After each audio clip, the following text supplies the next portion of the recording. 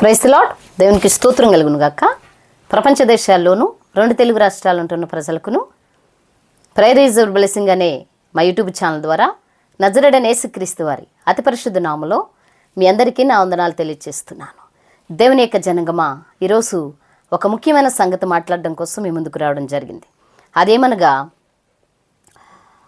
Avinash brother అని ఒక pastor గారు స్త్రీల మీద ఒక వీడియో చేశారు. ఆయన మాట్లాడుతూ సంఘంలో స్త్రీలు ఉన్నారా, పాస్టమ్మలు ఉన్నారా, పాస్టమ్మలు బైబిల్ గ్రంథంలో కానీ ఎక్కడైనా ఉన్నారా పాస్టమ్మలు అని అంటున్నారు ఆయన. అని ఒకవేళ ఉంటే వారిని ఎవరు నియమించారు, ఎవరు ఏర్పాటు చేశారు అంటా మాట్లాడుతున్నారు. అవినాష్ బ్రదర్ ఎవరు కదండి, ఈయన. వచ్చిన సంవత్సరాలకి యేసు రైట్ ఉన్నది లేస్తున్నందుకు ఉన్నాలండి. ఈరోజు మనం ఆలోచించేది ఏంటంటే, సంఘములో పాస్టర్ అమ్మలు ఉన్నారా అనే విషయాన్ని ఈరోజు మనం ఆలోచించేద్దాం. సంఘములో పాస్టర్ అమ్మలు ఉన్నారా, లేదా బైబిల్లో ఎక్కడైతే పాస్టర్ అమ్మలు ఉన్నారా అనే విషయాన్ని కూడా ఈరోజు ఆలోచించేద్దాం. పాస్టర్ అమ్మలు ఉన్నారా అని అంటే గనక, ఒకవేళ పాస్టర్ అమ్మలు ఉంటే గనక ఎక్కడ ఉన్నారు, వారి ఉనికి ఎక్కడ చెప్పబడింది, క్రొత్త నిబంధనలో చెప్పబడిందా, పాత నిబంధనలో చెప్పబడిందా, అసలు సంఘం అనగా ఇంకా ఎక్కడే అర్థం అవుతుందంటే క్రొత్త నిబంధన అర్థం అవుతుంది. అయితే క్రొత్త నిబంధనలో వీరు దేవుని పిల్లలారా విన్నారు కదండి. ఈ బ్రదరు పేరు అవినాష్ గారు, అవినాష్ అని ఉన్నది, మీరు చూడొచ్చు. ఆ వీడియోస్ కొట్టుకుని చాలామంది మీలో కొంతమందికి తెలిసే ఉంటుంది. ఏమన్నారు విన్నారు కదండి. బైబిల్లో పాస్టర్లు ఉన్నారా అంటే ఉన్నారు. నేను క్రొత్త నిబంధనలో ఉన్నారు, పాత నిబంధనలో ఉన్నారు అని చెప్పారు కదా ఆయన. నేను క్రొత్త నిబంధన గ్రంథంలో చూపిస్తాను చూడండి. అపోస్తుల కార్య గ్రంథంలో 2వ అధ్యాయము 18వ వచనాన్ని మీరు లేఖనాలు చూడండి. దేవుని పిల్లలారా, వాక్య ఆధారమే మంచిది. ఎందుకంటే బెరాయ సంఘస్థులు వాక్యాన్ని, అందులో ఇప్పుడు అపోస్తలుడైన పౌలు గారు, బర్నబా గారు చెప్పే సంగతులు లేఖనాల్లో ఉన్నాయా లేవా అని వారు పరిశీలించి చూసేవారు. ఇప్పుడు అవినాష్ గారు చెప్పిన సంగతులు పరిశీలించాలి, నేను చెప్పిన సంగతులు కూడా మీరు పరిశీలించాలి. చూడండి, 18వ వచనం చదువుతున్నాను. అంటే 17లో ఉంది, అంత్యదినముల యందు నేను మనుషులందరి మీద నా ఆత్మను కుమ్మరిస్తాను. 18వ వచనంలో, ఆ దినములలో నా దాసుల మీదను నా దాసురాండ్ల మీదను నా ఆత్మను కుమ్మరించదను అన్నారండి. అవినాష్ బ్రదరు చాలా వీడియో మాట్లాడారండి. ఇందులో మాట్లాడి ఉన్నారా, ఉంటే వారు ఉనికేదంటే ఉన్నారు. అవినాష్ బ్రదరు ఉన్నారు, మీరు వాక్యంలో చూడాలి. వారిని ఎవరు నియమించారు, ఎవరు ఏర్పాటు చేశారు, వారి ఉనికి ఏంటి అని అన్నారు కదా మీరు. దేవుడే ఏర్పాటు చేశాడు. ఖచ్చితంగా వాక్యాధారం ఇది. దేవుడే ఏర్పాటు చేశాడు. పాత నిబంధన గ్రంథములు కూడా యోవేలు ప్రవచన గ్రంథము 2వ అధ్యాయం 28వ వచనం మీరు చూసుకోండి. అక్కడ కూడా మరి నా అంత్యదినముల యందు ఏం జరుగుద్దో అక్కడ చెప్పారు. ఇప్పుడు మీరు అన్నారు కదా, పాస్టమ్మ గారులు ఉన్నారా సంఘంలో లేదా బైబిల్లో అంటే ఉన్నారు. మీ మాటగా నేను చెప్పాను, మీరు తప్పనిసరిగా దీనికి ఆన్సర్ చేయాలి. అవినాష్ బ్రదర్ ఓకేనండి, ఉన్నారు. అయితే ఈయన ఏమన్నారంటే, దేవుని పిల్లలారా, పాస్టరు అనే పదానికి అర్థం చెప్పారండి. ఆయన పాస్టర్ అనే పదానికి అర్థం చెప్పారు ఆ వీడియోలో మాట్లాడుతూ. ఆ పాస్టర్ అన్న పేరుకి అర్థం ఏంటంటే, పదానికి అర్థం ఏంటంటే గ్రీకులో నుండి వచ్చిందంట. మూల భాషలో చెక్ చేశారంటే ఈయన. ఆ పదానికి అర్థము కాపరి లేదా నడిపించువాడు, సంఘ పెద్ద అంట. పాస్టర్ అనే పదానికి కాపరి లేకపోతే నడిపించేవాడు, సంఘ పెద్ద. అందుకే నేను పాస్టమ్ ఉన్నదని చెప్తున్నాను వాక్యంలో. మికా గారు ద్వారా దేవుడు వ్రాయించిన గ్రంథంలో 6వ అధ్యాయము 4వ వచనాన్ని, ఐగుప్తు దేశము నుండి, అవినాష్ గారు మీరు వినాలి, ఐగుప్తు దేశములో నుండి నేను మిమ్మల్ని రప్పించి తిని, దాసాగృహములో నుండి మిమ్మను విమోచించి తిని, మిమ్మును నడిపించుటకై ఎవరండి? ఐగుప్తు దేశంలో 6 లక్షల కాలబలం, స్త్రీలు పిల్లలు కాక మొత్తం 20 లక్షల మంది జనాన్ని నడిపించుట కొరకు మోషే గారిని, అహరోను గారిని దేవుడు ఏర్పాటు చేసుకున్నప్పుడు ఈ మిరియాము ప్రవక్త్రిని కూడా, దైవశావుకురాలను కూడా ఎన్నుకున్నాడని నేను లేఖనాధారంగా చెప్తున్నాను. కాదని మీరు చెప్పగలరా అవినాష్ గారు? చూడండి, నడిపించుటక మీరేమన్నారు? పాస్టర్ అనే పదానికి గ్రీకు, హెబ్రీ లేదా మూల భాష, నడిపించేవాడు, కాపరి, పెద్ద అన్నారు కదా. ఇదిగో నడిపించుటకని ఇక్కడ వాక్యములో ఖచ్చితంగా దేవుడు చెప్తున్నాడు. ఐగుప్తులో నుండి నేను మిమ్మను రప్పించి తిని, దాసాగృహము నుండి మిమ్మను విమోచించి మిమ్మను నడిపించుటకై మోసే గారిని, అహరోను గారిని, మిరియాము గారిని పంపించి తిని. హల్లెలూయా. చూసారా అవినాష్ గారు, బైబిల్ గ్రంథంలో పాస్టర్లు కావాలన్నారు కదా, మీరు కావాలన్నారు కదా. చూడండి, న్యాయాధిపతుల గ్రంథం 4వ అధ్యాయంలో కూడా మీకు నేను చూపిస్తాను. న్యాయాధిపతుల గ్రంథం 4వ అధ్యాయంలో ఒక ఆశ్చర్యమైన సంగతి మీలో చాలామందికి తెలుసు. దెబోరా గారు అయితే ఆవిడ నాయకురాలుగా ఎలాగవుతుంది, ఆవిడ పాస్టర్ ఎలాగవుతుంది, ఆవిడ పాస్టర్ గారు ఎలా అవుతారని అంటారేమో. నడిపించేవారే కదా అర్థం. కాపరి, నడిపించేవారు, పెద్ద అనే కదా అర్థం. మరి స్త్రీలు లేరంటారు ఎందుకండి? మీరు చూడండి 5వ వచనాన్ని చూస్తే, ఆమె ఎఫ్రాయిమీల మన్యమందలి రామాకును బేతేలుకును మధ్యనున్న దెబోరా సరళ వృక్షము క్రింద తీర్పు తీర్చుటకై కూర్చుండుటకద్దు. తీర్పు తీర్చుటకై తీర్పు తీర్చుటకై కూర్చుండుటకద్దు. ఇశ్రాయేలీలు ఆమె యొద్దకు వచ్చుచుండిరి.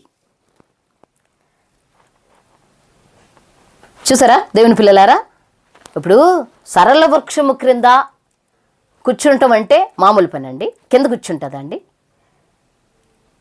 ప్రవక్తరి దెబోరా గారు సరళ వృక్షము క్రింద కూర్చుని ఇజ్రాయేలు ప్రజలు వస్తుంటే తీర్పు తీర్చేదంట. ఇప్పుడు దీని అర్థం ఏంటి? తీర్పు తీర్చటం అంటే అవినాష్ గారు, దీని అర్థం ఏంటి? నడిపించటమే కదా, మంచి మార్గంలో మంచిగా బ్రతకాలని ధర్మశాస్త్రాలు ఉన్న సంగతులన్నీ ఆ యొక్క స్త్రీ ఆ ప్రజలకి బోధిస్తూ ఒకడి పట్ల ఒకడు అన్యాయం చేస్తే లేవియా కాండము ఆదికాండం నుంచి 5 కాండాల్లో లేవియా కాండంలో ఎక్కువ తీర్పు గురించి ఉంటుంది. అంటే ఎవడైనా అన్యాయం చేస్తే ఏం చేయాలి, ఏం చేయకూడదు, ఎలా శిక్షించాలి, ఎలా శిక్షించకూడదు, దాని యొక్క పరిగ్రహాలన్నీ లేవియా కాండంలో ఎక్కువ శాతం ప్రస్తావించబడతాయి. కాబట్టి ఆ ధర్మశాస్త్రంలో న్యాయమంతా తీసి ఈ స్త్రీ ఇజ్రాయేలు ప్రజలకు బోధిస్తుంది. బోధించి మంచి మార్గంలో నడిపిస్తుంది కదా, నడిపిస్తుంది. తర్వాత మీకు ఇంకొక సంగతి ఏంటంటే జ్ఞాపకం చేయాల్సింది, పాస్ట్రమ్మలు అంటే పాస్టర్ గారు అంటే అర్థం ఇది. పాస్ట్రమ్మలు అంటే ఏంటి? ఎక్కడున్నారు? ఎవరు నియమించారు? దేవుడు నియమించాడండి. దేవుడు నియమించాడండి బ్రదరు. ఈ దెబోరా గారు లపీదోతునికి భార్య. తన భర్త ఎంతో సహకరించి దెబోరా గారు నాయకురాలుగా 40 సంవత్సరాలు ఇశ్రాయేలు ప్రజలకి పరిపాలన చేసింది. 40 సంవత్సరాలు వారు మంచిగా ఉండాలని నడిపించింది. న్యాయాధిపతుల దినాలలో ఈ సంగతి జరిగింది. దేవుని పిల్లలారా, ఈ దెబోరా గారి గురించి మాట్లాడాం కదా. దెబోరా గారి పక్కనే ఇంకొక గొప్ప యుద్ధం చేసిన స్త్రీ కనపడుతుంది మనకి. యుద్ధం చేసిన స్త్రీ కనపడుతుంది, మీకు చూపిస్తాను. 21వ వచనం చూడండి.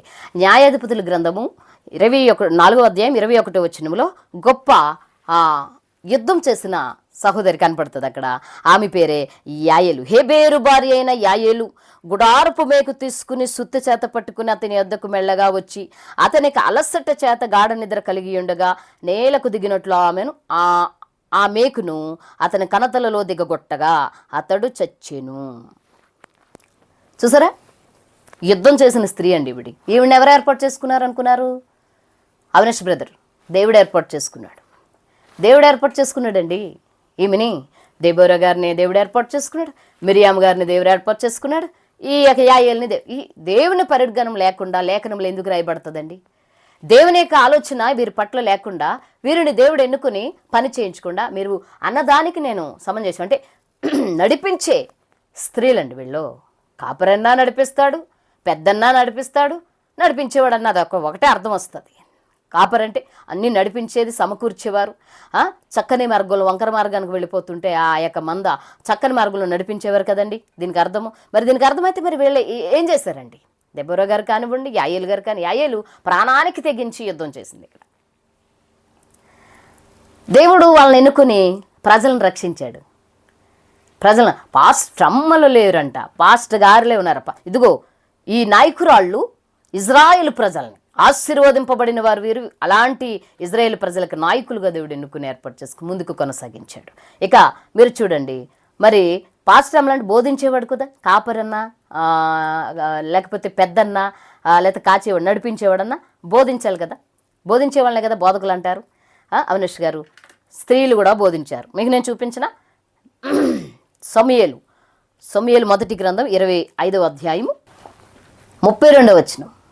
బోధించే పాస్టర్మ లేదా దైవసేవకురాలు లేదా నడిపించే నాయకురాలు మీకు నేను పరిచయం చేస్తున్నాను. ఈమె పేరు అబిగయలు. అబిగయల్ గారు అంటే నాబాలు భార్య, మనందరికీ తెలుసు. ఈమె ఎవరికి బోధించింది అనుకున్నారు బ్రదరు అవినాష్ గారు? ఎవరికి బోధించింది అనుకున్నారు? 72 కీర్తనలు రాసి దావీదు మహారాజు గారు గొలియాతు గారిని చంపి, ఆ సింహాన్ని చంపి, ఎలిగిబంటిని చంపి, మరి ఫిలిస్తీన్ల మీద అనేకమైన రకాలుగా యుద్ధాలు చేసి యుద్ధ ప్రావీణ్యతను ఉంది, రోజుకి 3 సార్లు ఆరాధన 7 సార్లు స్తుతి చెప్పిన ఈ దైవ సేవకుడికి అబిగయలు బోధించారండి. ఈమెను ఎవరు ఏర్పాటు చేసుకున్నారు తెలుసా? చదువుదామా వాక్యం చూడండి. 32వ వచనం. అందుకు దావీదు నాకు ఎదురుపడుటకై నిన్ను పంపిన ఇశ్రాయేలీల దేవుడైన యెహోవాకు స్తోత్రము కలుగునుగాక. ఎవరు పంపించారు? ఎవరు ఎన్నుకున్నారు? ఈ సంగతి అంతా మీకు తెలుసు, కానీ మరలా ఒకసారి గుర్తు చేస్తాను. దేవుని పిల్లలారా, మీకు కూడా వాక్యం తెలియాలి కాబట్టి. ఇక్కడ నాబాలుకి ఎంతో మేలు చేశారు దావీదు గారు అరణ్యంలో ఉన్నప్పుడు. సరే, వాళ్ళకి మేలు చేశాం కదా, కొంచెం సహాయం కోరదామని దావీదు గారు పనివారిని పంపించి ఆ భాగ్యవంతుడి దగ్గరికి వెళ్ళండి అని దావీదు గారు పంపిస్తే అతను మూర్ఖంగా ప్రవర్తిస్తాడు. మూర్ఖంగా ప్రవర్తించిన సంగతి పనివాడు అబిగయల్ గారికి చెప్తే అబిగయల్ గారు దేవుని ప్రేరణతో, దేవుని యొక్క బోధించిన జ్ఞానముతో, దేవుని ఏర్పాటుతో మరి దావీదు గారికి ఎదురుపడి దావీదు గారు పాపం చేయకుండా ఆపడానికి ఆ స్త్రీని దేవుడు ఎన్నుకున్నాడని ఇక్కడ ఖచ్చితంగా వాక్యంలో ఉంది. అయ్యయ్యయ్యో, అంతటి దైవ సేవకుడైనా పాస్టర్ గారు అయినా కాపురి అయినా నడిపించేవాడైనా పెద్ద అయినా దావీదుకి స్త్రీ బోధించిందా అని అంటాక సరిపోతాం మనం? బోధించింది, మరి తప్పదు. ఇతను కోపంతో మరి ఉర్రెత్తు లూగిపోయి దావీదు మహారాజు గారు అప్పటికే చాలా కష్టాలు బాధలు ఉండటం వల్ల మేలు చేసాడేమో, మేలుకు ప్రతిగా కీడొచ్చిందని తట్టుకోలేక ఇంకా ఊరిని ఆ గ్రామాన్ని అక్కడ మొత్తం అంతా సంహరించేసి ఏదో కూడా అయిపోదాంలే, జీవితంలో ఏదో ఒకటి అయిపోదాంలే, ఇప్పటికే జీవితం అంతా అలిసిపోయి ఉన్నాను. అప్పటికే ఆయన అరణ్యలంబడి తిరుగుతున్నారండి దావీదు గారు. ఎందుకు? సౌలు గారు వెంటాడుతున్నారు చంపడానికి. అందుకని పరిగెత్తుతున్నారు. ఎందుకు వచ్చిన జీవితంలో ఇంకేదోటి చేసేద్దాం వాళ్ళని, ఏదోటి అయిపోదామని వచ్చేసి ఆ యొక్క దావీదు గారిని ఎదుర్కొనుటకై అబిగయల్ని దేవుడు సిద్ధపాటు చేశాడు. కొన్నిసార్లు ఎంతటి దైవ సేవకులకైనా ఎవరో ఒక్కరి ద్వారా దేవుడు మాట్లాడతాడు. అదే ఇక్కడ జరిగింది. స్త్రీ నడిపించింది, మంచి మార్గులు నడిపించింది, మంచి మార్గానికి ఆ దావీదు గారిని నిలబెట్టింది, కాసింది, కాయలేదా? మరి ఆ ప్రమాదం జరగకుండా ఆపిందా లేదా? మంచి మార్గంలోనికి ఎందుకు ఆమె అన్న మాట చూడండి. నీ శత్రువులు అంటే ఇక్కడ 26వ వచనం నుండి మీరు చక్కగా చదువుకుంటే, నా ఏలినవాడా యెహోవా జీవంతోడు నీ జీవంతోడు, ప్రాణహాని చేయకుండా యెహోవా నిన్ను ఆపియున్నాడు, నీ చేయి నిన్ను సంరక్షించినట్లు మాట నిజమని యెహోవా జీవంతోడు నీ జీవంతోడు అని ప్రమాణము చేయుచున్నాను. నీ శత్రువులను నా ఏలినవాడవైన నీకు కీడు చేయని ఉద్దేశించి వారును మరి నా బాలువలే ఉందురు. అయితే నేను నా ఏలినవాడవగు నీ యొద్దకు తెచ్చిన ఈ కానుకను తీసుకో అని చెప్పుకుంటూ కిందకు వచ్చి ఆమంటుంది, నీ ప్రాణము దేవుని దగ్గరున్న జీవపు మూటలో ఉన్నదని చెప్తుంది ఆవిడ. ఎవరికండి బోధ? ఎవరికి అధ్యాయం అంతా ప్రసంగం చేసిందండి అవినాష్ గారు? స్త్రీ అబిగయలు. లేరా? పాత నిబంధన గ్రంథంలో లేరా? కొత్త నిబంధన గ్రంథంలో లేరా? కొత్త నిబంధన గ్రంథంలో కూడా మీకు చూపిస్తానండి అవినాష్ గారు. స్త్రీని ఇంత కించపరిచి మాట్లాడుతున్నట్లు మిమ్మల్నే చూస్తాను నేను. మరి అంత ఘోరమా? ఆయన చాలా మాట్లాడినారండి. వీడియో నేను చూపించలేదు కానీ మీకు తర్వాత మీరు చూడండి, ఆయన వీడియోస్ కొట్టి చూడండి. ఆ స్త్రీమూర్తిని ఎంత అగౌరవంగా మాట్లాడారు ఆయన, మీకు అర్థమవుతుంది. మరి ఇదేంటండి? దేవుడు నిన్ను నాకు పంపించి నాకు బోధించాడని దావీదు గారే సాక్ష్యం ఇచ్చారా? 32వ వచనంలో మనం చూసాం కదా. యెహోవా ఇశ్రాయేలీయుల దేవుడైన యెహోవా స్తోత్రము, నిన్ను పంపాడు నాకు ఎదురుగా. ఎవరు నియమించారు వాళ్ళనే? పాస్టర్మల్నే ఉంటే కనుక ఎవరు నియమించారు? దేవుడు నియమించాడండి. అవినాష్ గారు దేవుడు నియమించారు. కాదనగలవా మీరు? కాదనగలరా? కాదనలేరు. ఎందుకు కాదంటారు? వాక్యం అది. ఇంకా చూడండి, ఇంకా చాలా. మరి అదే పాస్టర్ గారికి బోధించిన బాధ మీకు చూపిస్తాను. సమూయేలు గారు 2వ గ్రంథం చూడండి. అవినాష్ గారు, దేవుని పిల్లలారా మీరు కూడా చూడండి. మరల దావీదు గారికి మరలా ఇంకొక స్త్రీ ద్వారా బోధ 14వ అధ్యాయం, సమూయేలు గారు రాసిన 2వ గ్రంథం 14వ అధ్యాయం. తెకోవా నుండి యుక్తిగల యొక్క స్త్రీని పిలువనంపించి దావీదు గారికి బోధించేటట్టు యోవాబు ఏర్పాటు చేశాడు. ఎందుకంటే అక్కడ ఒక సంగతి జరిగింది.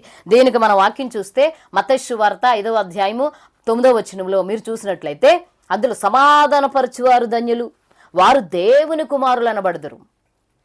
సమాధానపరచువారు ధన్యులు, వారు దేవుని కుమారులు అనబడతారు. పురుషుల కోసమే చెప్పలేదు ఇక్కడ, పురుషులు స్త్రీల కోసం కూడా. అంటే సంఘం అంటే పురుషులు స్త్రీలే కదా, ఓన్లీ పురుషులు కాదు కదా. ఇప్పుడు ఎక్కడైనా వెళ్ళి చూడండి మందిరాల్లోకి, స్త్రీలు 1000 మంది ఉంటే పురుషులు 100 మంది ఉంటారు. ఎవరికి బోధిస్తారు మీరు అవినేష్ గారు? ఎవరికి బోధిస్తారు? ఎక్కువ దేవుని వాక్యం వినేవాళ్ళు, దేవుని బోధ వినేవాళ్ళు, దేవుని పరిచర్య చేసేవాళ్ళు, దేవుని కొరకు ప్రాణం పెట్టేవారు స్త్రీలు ఉన్నారు. ఏమంటారు మీరు?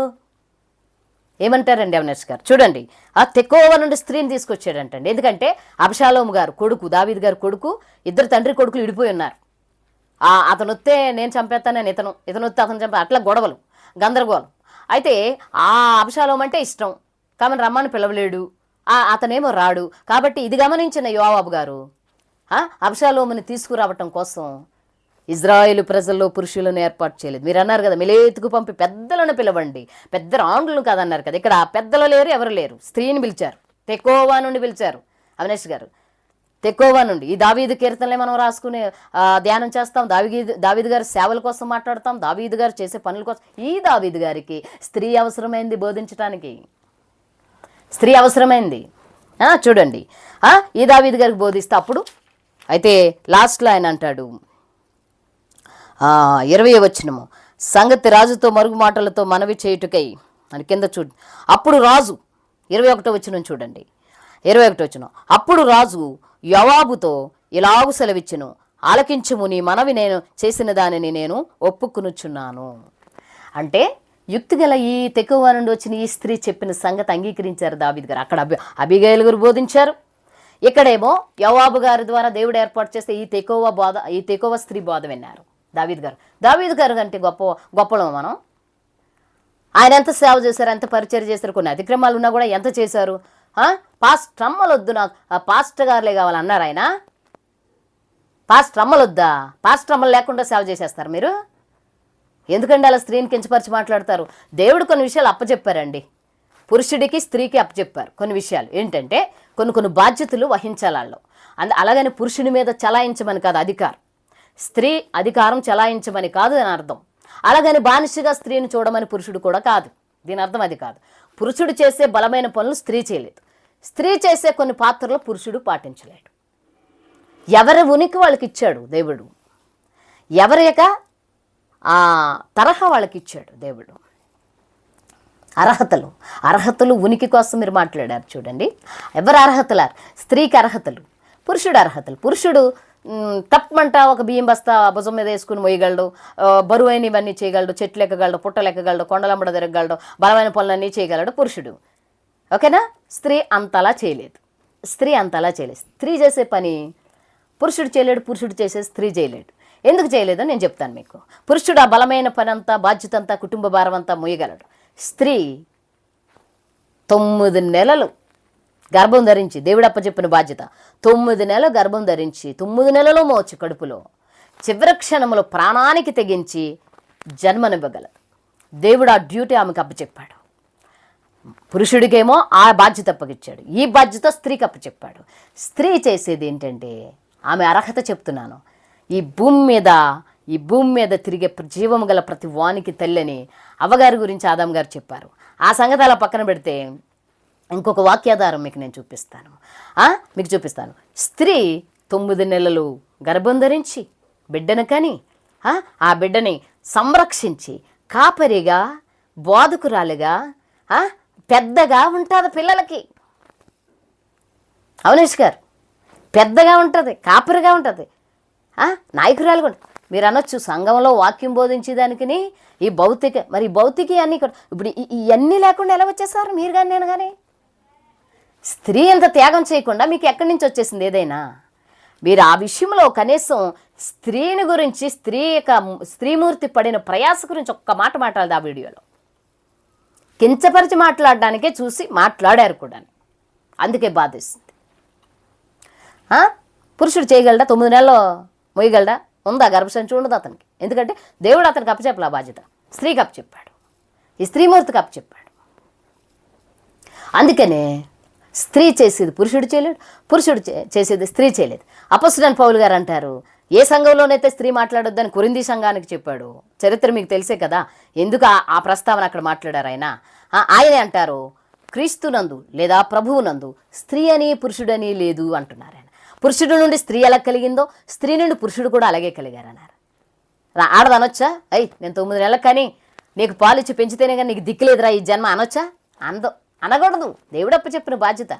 పురుషుడు కూడా అనలేడు, నేను చేసావని నువ్వు చేయగలవేంటే అదే ఇదని పురుషుడు కూడా అనలేడు.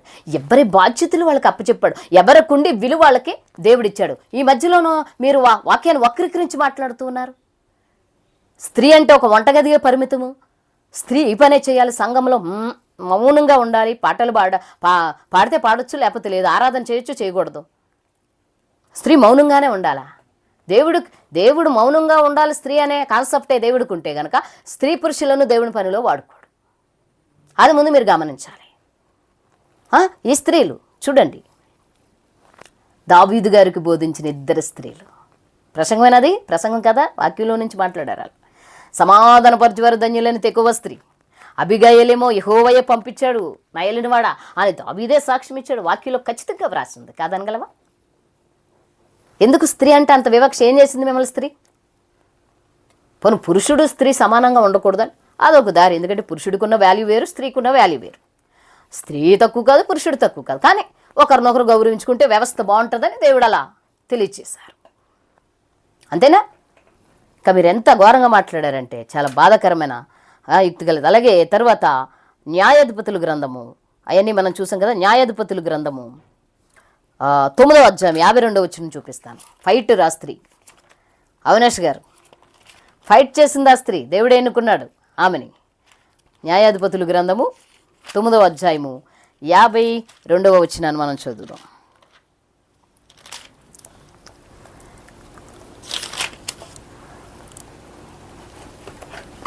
ఫైటింగ్ చేసింది ఆ స్త్రీ.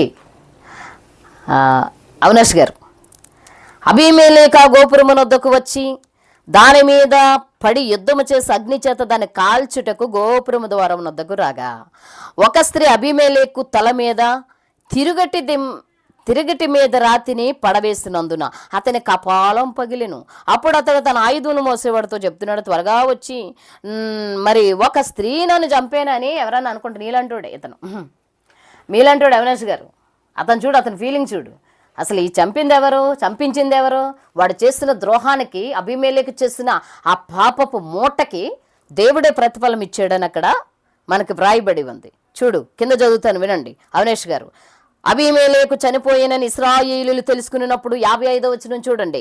అబీమెలెకు చనిపోయినని ఇశ్రాయేలీయులు తెలుసుకున్నప్పుడు ఎవరి చోటికి వారు పోయిరి. అట్లు అబీమెలెకు తన 70 మంది సహోదరులను చంపుట వలన, చూసారా, తన 70 మంది ఒకే రాత్రి మీద చంపాడు అనమాట. అప్పుడు గిద్యోను కొడుకులు వీళ్ళందరూ కూడా చంపినందువలన తన తండ్రికి చేసిన ద్రోహమును దేవుడు మరలా అతని మీదకి రప్పించెను.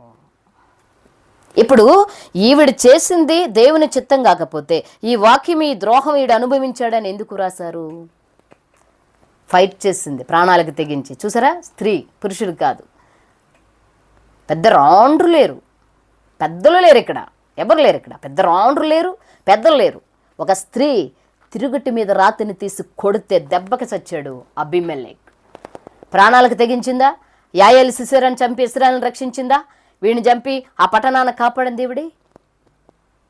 ఏంటి చెప్తున్నారు అవినేష్ గారు? అంతేనా? స్త్రీ పట్ల మీ వివక్ష మరి ఘోరంగా ఉంది, అసలు మరీ ఘోరంగా ఉంది మీ వివక్ష. ఇంకొక స్త్రీని చూపించమంటారా? ఆవిడ కూడా యుక్తి గల స్త్రీ, జ్ఞానము కలిగిన స్త్రీ. సమూయేలు 2వ గ్రంథం